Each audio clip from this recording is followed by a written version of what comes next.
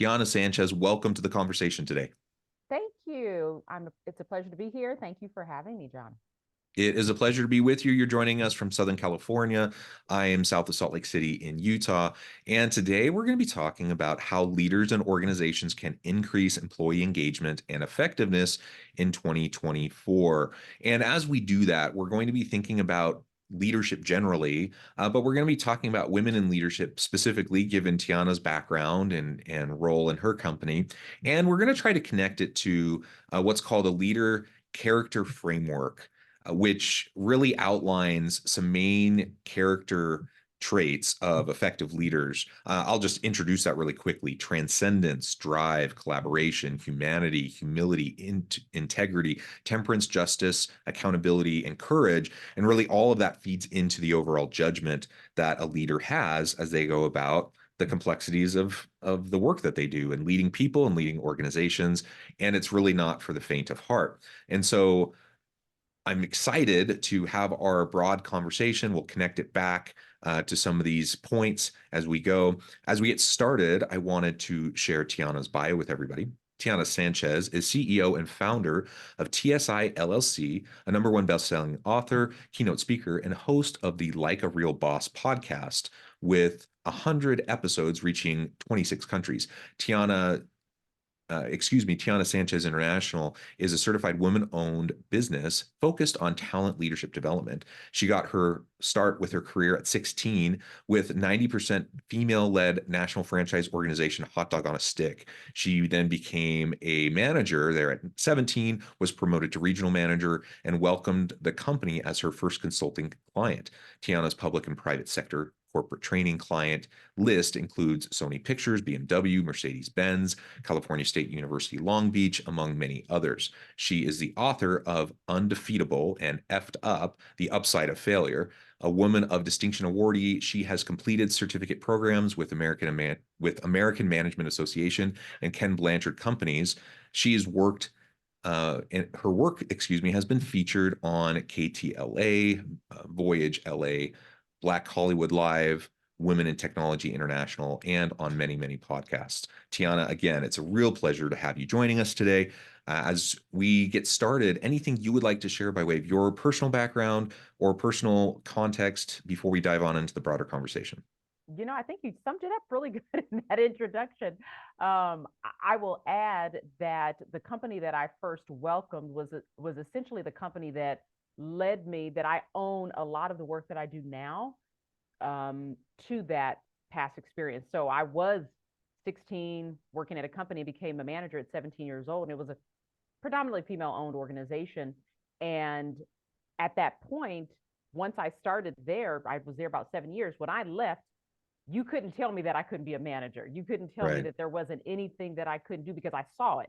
And, in leadership, we often say, if you can't see it, you can't be it. So that's why representation matters. And for me, I left with the idea that, hey, I can do and be anything because I saw it. And so that had a huge impact on where it led me. And through my career, there's ups and downs and ebbs and flows and valleys. And there was a valley during the other recession, and I was laid off. And it was at that second pivotal moment, decision was made. What do I want to do? And that's when I really started TSI LLC. And so this is our 13th year in business. And I am proud to say that we've handled a lot, and we're here today. So I'm looking forward to this discussion and conversation because I have lots to say on this topic of leadership, not only from a female perspective, but just in general, because I've seen the good, the bad, and the ugly. So I'm here to talk about it all. Yeah, wonderful. Well, why don't we dig into that a little bit? You've already alluded to it, but really, how did you get into this leadership and organizational development space? I'm really glad that you early on had those experiences where you saw women of color, you saw people who were in roles that you could aspire to. You saw yourself as someone who could take on those types of roles. That's pretty amazing, especially for a very young person, to feel that empowered and to feel that capable. So that's wonderful. But that's not the circumstance of everybody. A lot of people spend a lot of years kind of dealing with imposter syndrome, not really seeing themselves in a future, that maybe they think other people are capable of, but not them. Um, how did all of that then, along with the inflection point of the economic downturn, how did that influence how you got involved with leadership and organizational development? Well, I had an opportunity. So I was obviously employed, and this could be anywhere, whether you're in school, whether you have a job, there's opportunities to learn and grow right where you are. And where I was at a financial institution. I had been there maybe 4 years, and I had an opportunity to take on a higher role. It wasn't a promotion necessarily, but it was additional responsibility that, if done right, could groom me for future advancement. So I said, sure, yeah, I'll take advantage of that opportunity. So I was tasked with providing updates to the board. And it started off as simple as that. And through my presentation, everyone really loved it. They said, "Oh my gosh, this is really good. She's just a great, presenter. Let's give her additional tasks and responsibilities. Let's see what else she's capable of." And that led to career advancement and promotion, and working, more importantly, John, alongside the CEO. Up until that point, I had never had a close relationship with anyone at that C-suite level, Mm. but it was working in that at that company. Given the opportunity, I took advantage of leaning into that relationship, asking questions, being a sponge, observing, listening. And the beauty and the crazy part is, I learned all of that. It was also the same company that I was fired from. Okay. So in that interesting kind of dichotomy where I learned a lot, it was great at one point, and then being on the heels of being let go, I still took all of that with me. It wasn't bad blood or anything. I still took everything that I learned with me. So right where you are, there are opportunities that you can tap into if you're willing to. Yeah, yeah, I wholeheartedly agree.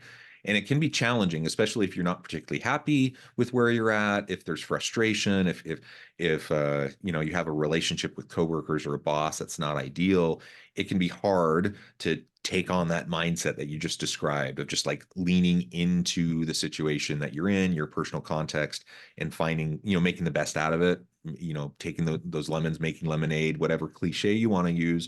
But the reality is, I felt it too. Like any situation I've been in, the really great ones, the not so great ones, the horrible ones, there's been real opportunities for me to contribute and to learn and grow, even when, and perhaps particularly when, it was uncomfortable.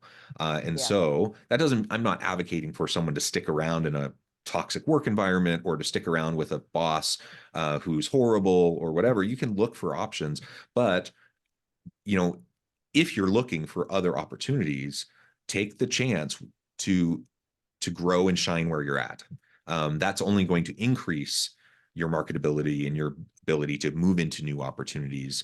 And it's a really great talking point in interviews to talk about the challenges you face, but what you did about it, and that you weren't just a quote unquote victim of your circumstances, but you took the reins and you tried to make the most of what you had, in that situation.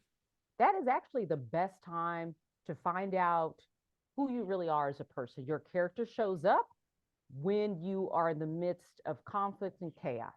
I'll say that again. Your character shows up when you're in the midst of conflict and chaos and things and anything that goes wrong. One of the things that I do as an executive coach for leaders, usually director level and above. And I had a client once that was all gung ho about taking on the coaching services, but the timing wasn't right.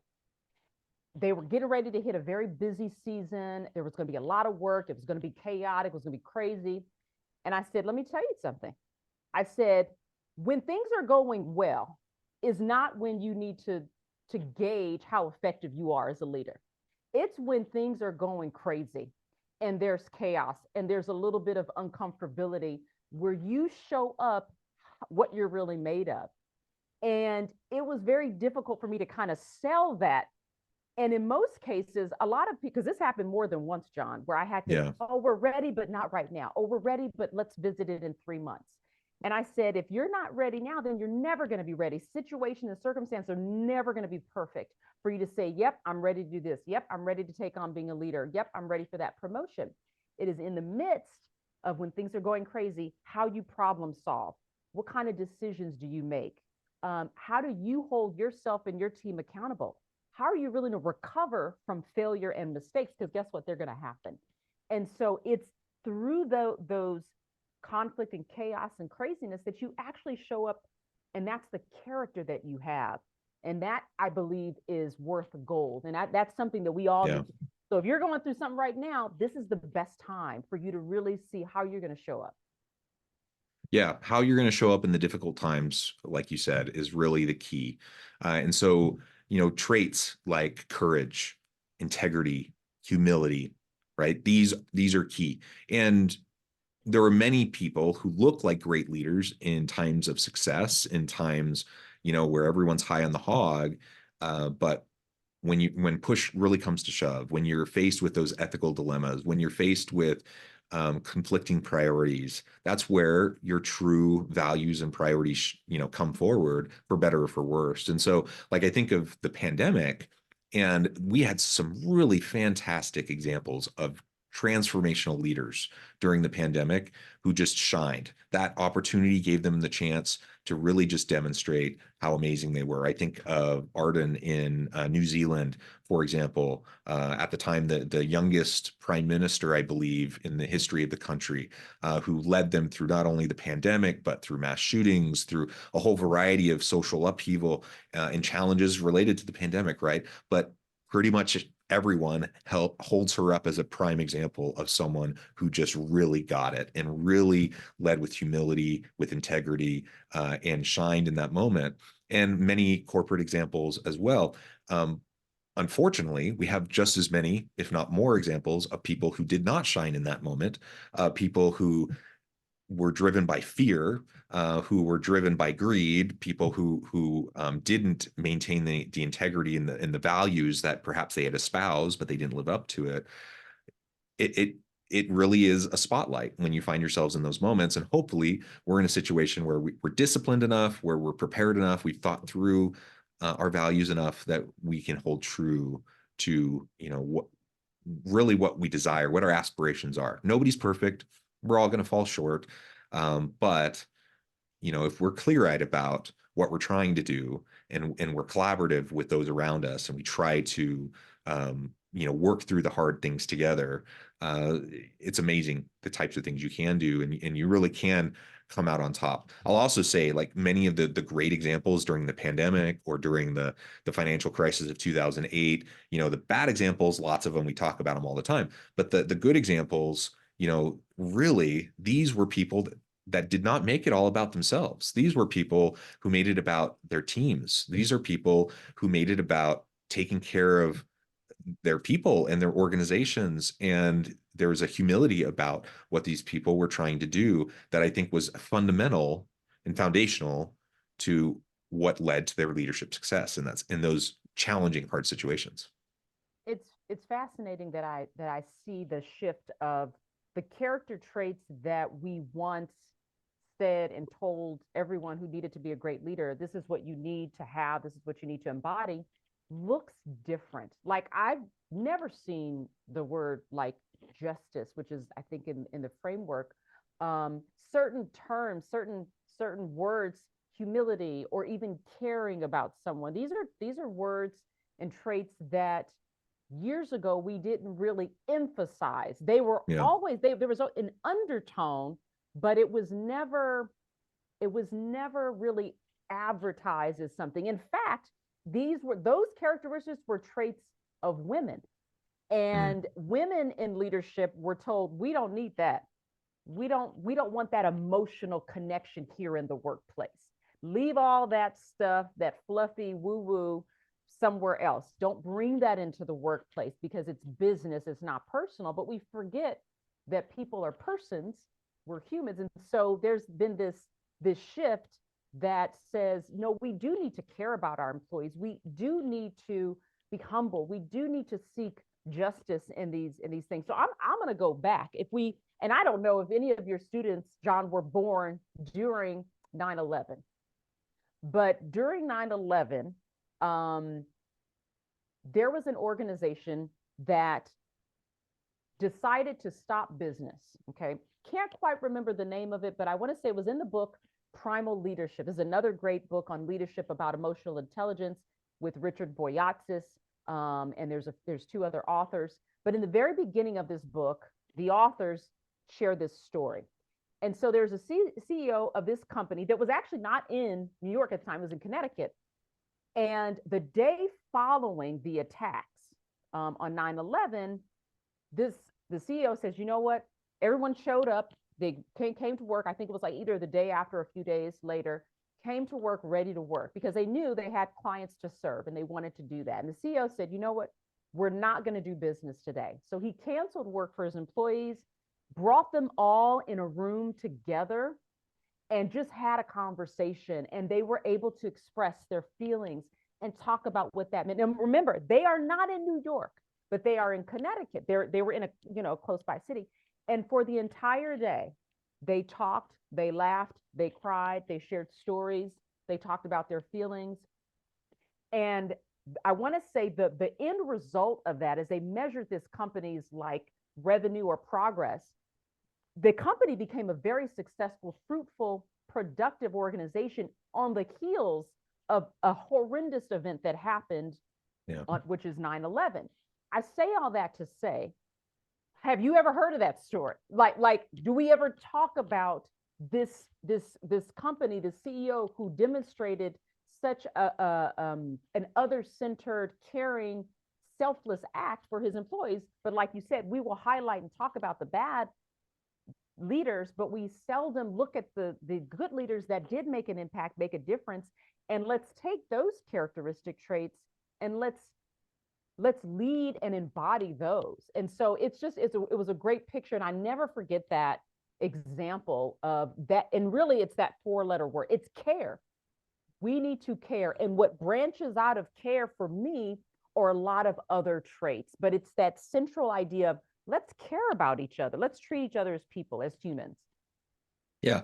Treat people as people, human beings, treat them with dignity and respect. This is not rocket science, but right. so often it gets lost, right? And just the hecticness, the busyness, the complexity of work and running organizations and leading, it's hard, and I get well-intentioned people often, fall short. And again, no, I don't think anyone expects leaders to be perfect.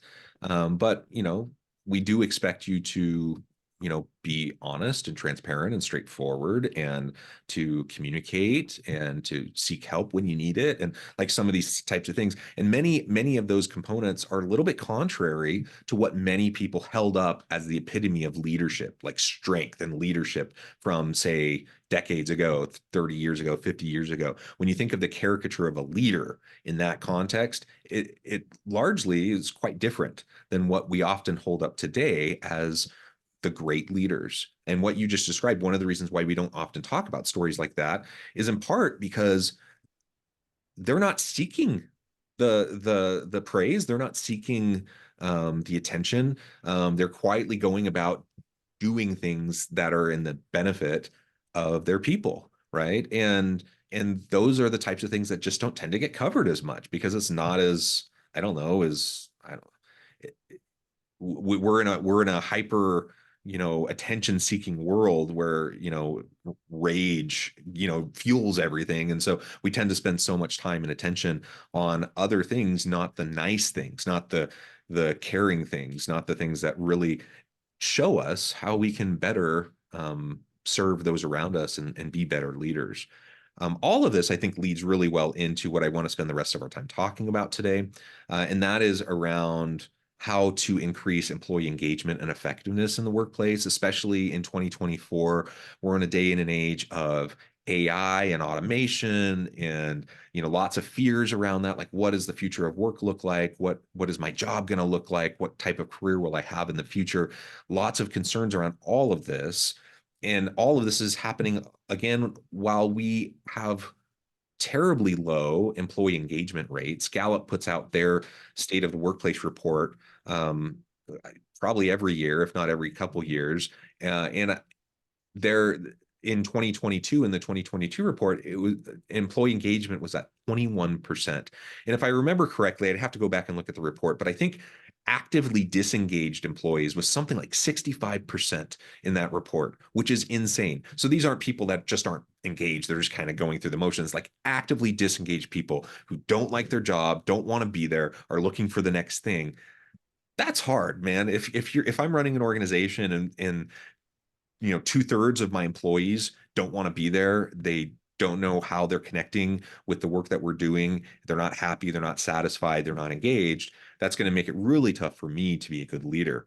And unfortunately, this is a fairly consistent thing over time, and it's fairly consistent around the world. Like we see active disengagement levels that are really high around the world and low engagement levels. So with that in mind as the context, what do we do about it? Like, how, as a leader, can I help my people know that I value them, that I care for them, that I want them to be successful? And how can I utilize that to help increase engagement and effectiveness of my people?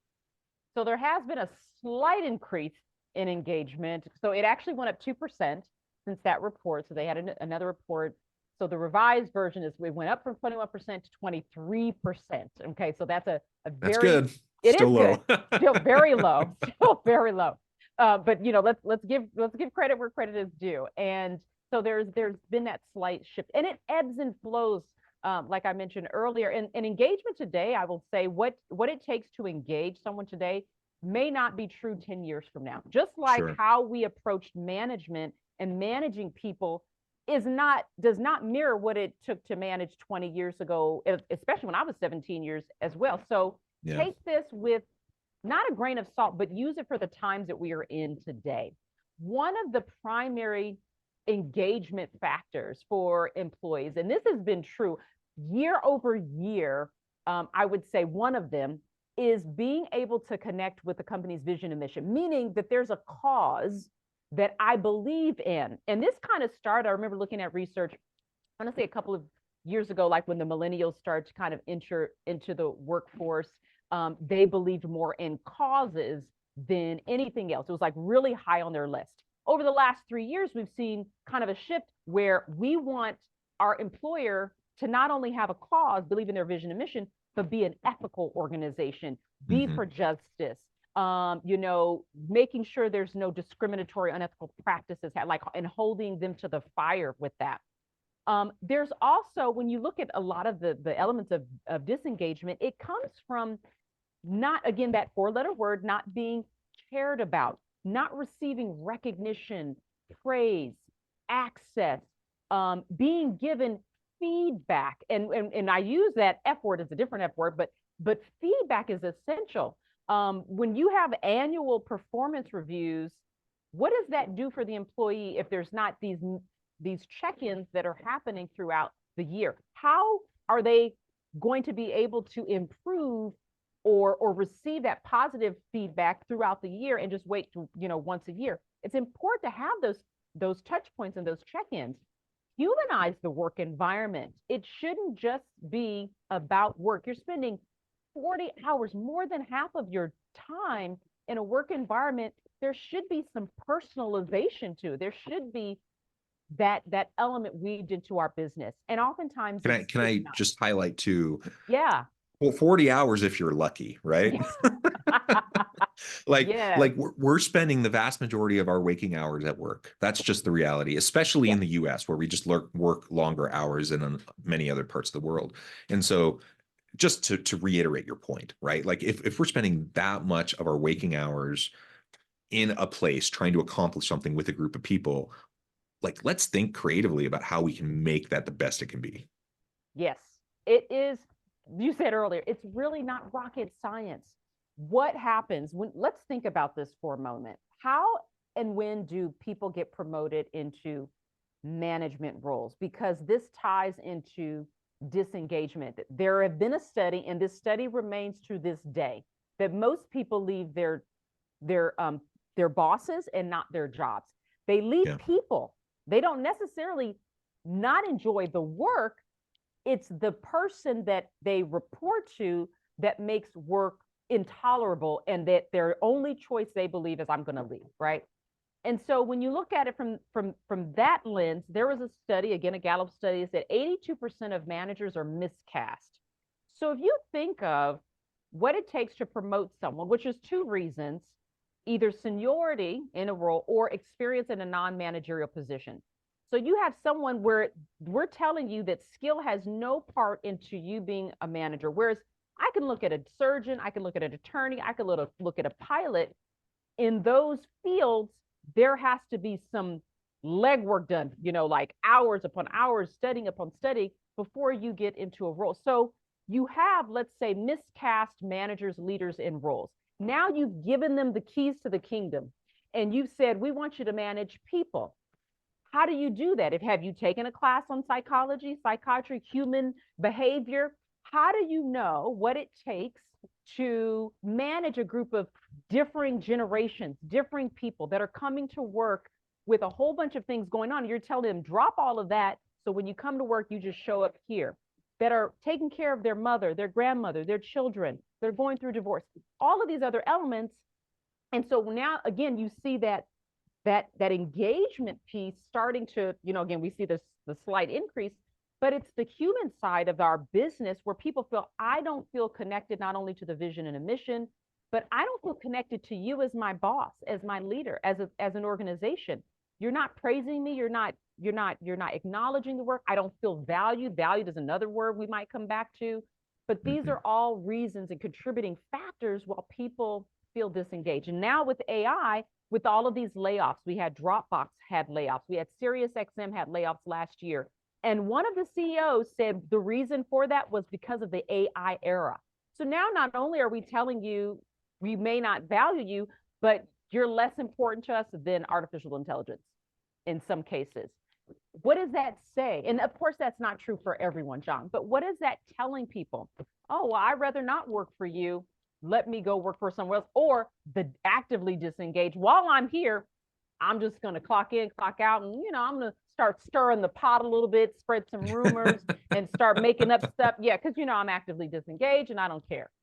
So that's where we're ending up. Yeah, absolutely. And I'm probably dating myself with this reference, but you I'll were get it talking, probably. but you were talking about how, oftentimes individuals are promoted to leadership roles without any leadership training whatsoever. They were really good in a functional role, but they don't know how to lead people. And so you'll have coders who's, the best coder now becomes the manager of all the coders. Does being a great coder translate into being a great manager? Probably not. I mean, you might get lucky and they might end up being a good manager and a good leader, but it's a total crapshoot, right? You don't know because they have no experience with it. And the example is, a TV example. I think of Michael Scott from The Office. So anyone who's watched this show, he's like the epitome of the Peter principle. People who are promoted to their level of incompetence. So Michael Scott is like the best salesperson. So he gets promoted to office manager and he's the worst. Like, and it's comically horrible. And that's why the show works, right? It's he's kind of a sympathetic, lovable character who's just a doofus and doesn't know what he's doing and he's terrible. And he's just fumbling through everything, right? And that's the cautionary tale that we see in so many organizations, people who just don't have the skill set. And so organizations often are looking for the wrong thing, promoting the wrong people into positions of leadership. And then once that happens, it can really set the tone for the whole team. You mentioned, how people leave because of a bad boss. I mean, people will stay at a pretty crummy job if they work with good people and they have a good boss. People will leave a pretty great organization with a really good job if they have a terrible boss and bad coworkers. And so those relationships really matter. And the leader who's running that team of people, you can't underemphasize the importance of just the skill set connected to that, which is different than technical skill sets that are required to be successful in a functional role that maybe the person had been in before. All right, I'm noting the time, Tiana, and I do want to give students some time to ask some questions. So before we do that, though, I just want to ask one more question. Do you have any specific tips for success for leaders in 2024, given the current context, the current challenges that we're facing? Well, one of the things that the tip that I would do is evaluate where your engagement levels are for your organization. So the numbers that we gave you, the 21, 23% are, global. I think one of them is United States. There's some numbers that are global. But what does it look like? Bring it into your world. What does it look like for you at your organization? And one of the ways you can do that is administer an engagement survey or like an audit of your organization. It's something that we actually help organizations do. And you can identify if there are problems within your organization and pinpoint specifically where that gap is so that you can address them. I will caution you that once you ask, you better be prepared to do something, okay? Because Yes. you open that door, do not do anything, okay, with that information that people give you. So certainly that is one of the strongest tips is let's bring it into your world and then identify what those areas, if they exist, are, and then do something about it. Okay. I would also say when we think of this evolution of AI, I would also ask our leaders to integrate. It shouldn't be a replacement. It should be an integration of how are we going to integrate our employees by utilizing some of these tools that are going to help us be more efficient. I'm going to tell you right now, I love ChatGPT. I use it when I'm like having a block of some sort. How can we integrate that? And as a leader, you have to be thinking about how critical thinking and decision making and creative problem solving, is that something you really want to leave in the hands of automation? There is a reason why we have people brainstorming and having meetings and focus groups and things like that. So I would say you look at that as an integration and always be open to learning something new as a leader. Because again, 20 years ago, we wouldn't even be having this AI conversation. 20 years from now into the future, leadership may be looking different because was it Zennials? I don't even know who's next, but there's all these Gen Alphas that are coming in.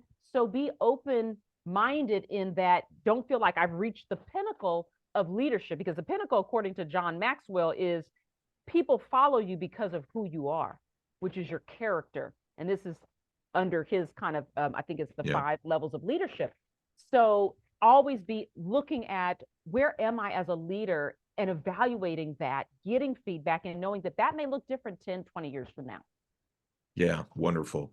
Tiana, before we go into Q&A, just thank you so much. This has been a great conversation. I really appreciate your insights, taking time out of your busy day and schedule to meet with me, to have this conversation.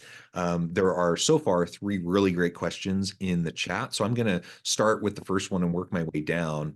Okay.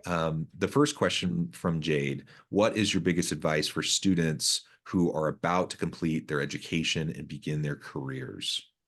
Jade, thank you for your question. I love answering questions with questions, but I don't know if you can reply. I would ask, have you considered looking at some experiential work, like internships or things where you can have hands-on, tangible learning opportunities? Again, I'm making the assumption that maybe you haven't, or maybe they've been limited. I love the fact that employers now, and it's something brand new, that they are beginning to recruit more non-degreed employees. Nothing wrong with education. I think all of you here are going through that. I love that people that have experience are not being excluded for not having a degree. You will have a degree, certificate of some sort. Can you couple that with experience? Because it's the experience that you get that is going to help tell your future employer as you go through your career, Jade, that not only do I have theoretical knowledge, because I studied it and I got a degree, but I have experiential knowledge because I worked with a company for 6 months, for 18 months, and I did this, that, and the other. So if you're at the beginning of your career, make sure that you're able to get some experiential learning through internships, through volunteer work, through something that you can add on to your resume. And I just want to reiterate that. One of the things I really, I'm proud of about what we do here at the university and in our programs is that we do a lot of experiential education. We do a lot of class-based projects. working with organizations, getting consulting experiences, getting the hands-on experiences. And so I would just echo what Tiana said, Jade. If you haven't had the chance, seek out some of those opportunities because there are many.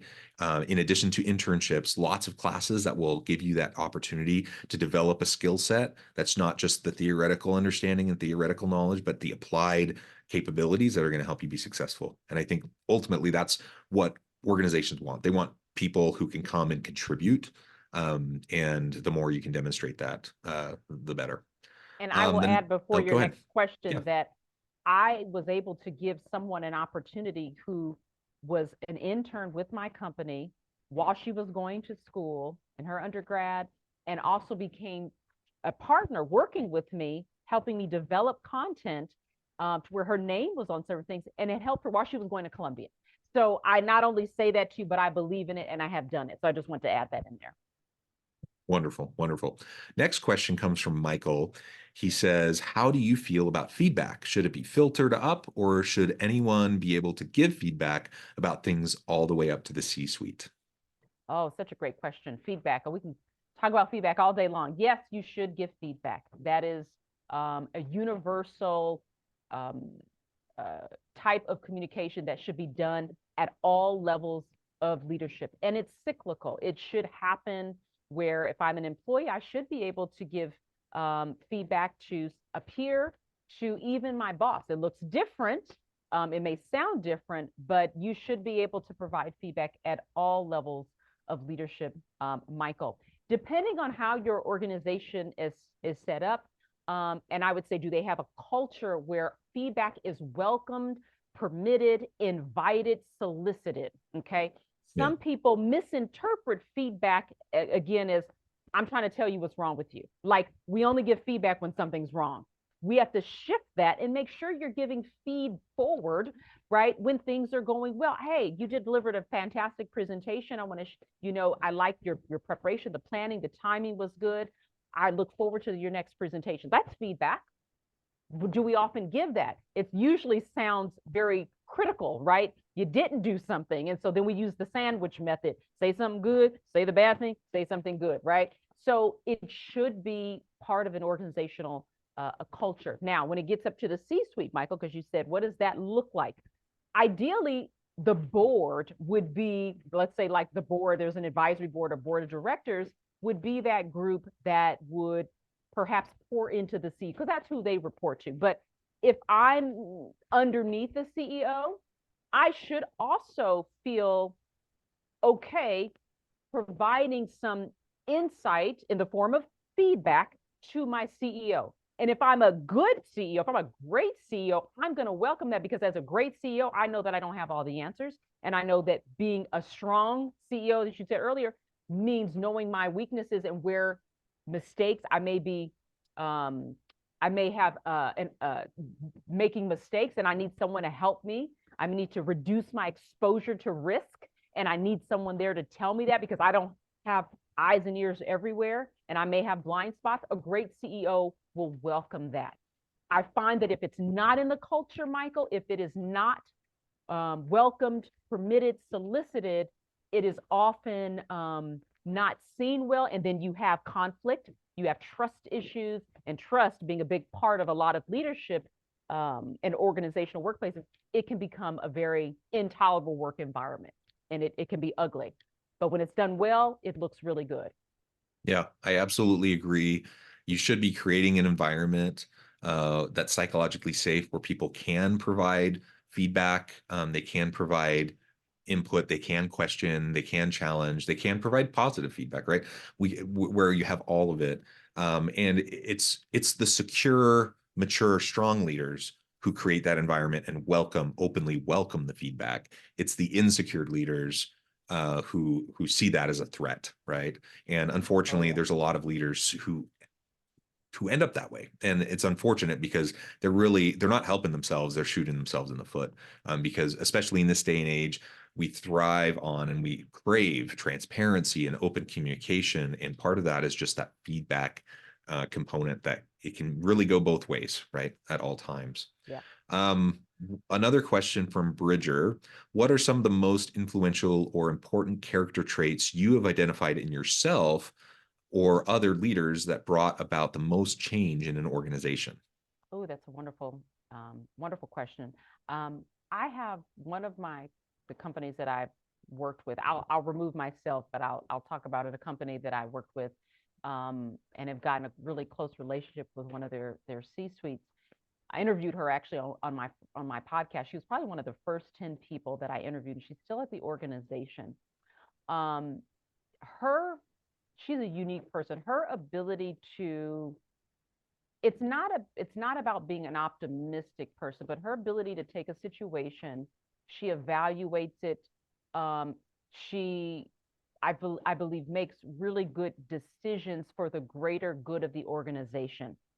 There have been I talked about ups and downs, ebbs and flows in this one particular organization, to the point where it came to a head whether or not I believe she was going to remain in that organization or not. One of the factors that kept her there was the people. She said, in this, if I remove myself, who's going to take care of the people? Who's going to be here advocating for the employees? Who's going to be here, um, doing the good work that they do and kind of taking charge in that? And that trait that she has, again, is not only that care, it was a level of humility, which I know is on the framework. It was an others-centered, I like to say it's an others-centered attitude. And maybe that's a character trait that we need to really think about. We may call it selflessness. It's really others-centered. It's not me. It's not ego-driven. It's not how high am I going to get ahead? How far am I going to get in my career? And there's nothing wrong with ambition. It is truly serving. It's that servant leadership kind of mindset. But I still, and to this day, I think we've developed a friendship. But I admire her, and I truly look as her as a model for how other leaders not only communicate, how they see their perspective, their the way that they look at their decision making, through that particular lens. She's one example, one story of someone over the last, I would say, 13 years since we've been in business, that sticks out in my mind. But I'm sure there are others, I would say others that I've encountered that embody different characteristic traits of leaders. Yeah, thank you, Tiana. This has just been a really great conversation. I really appreciate the wonderful questions that were posed.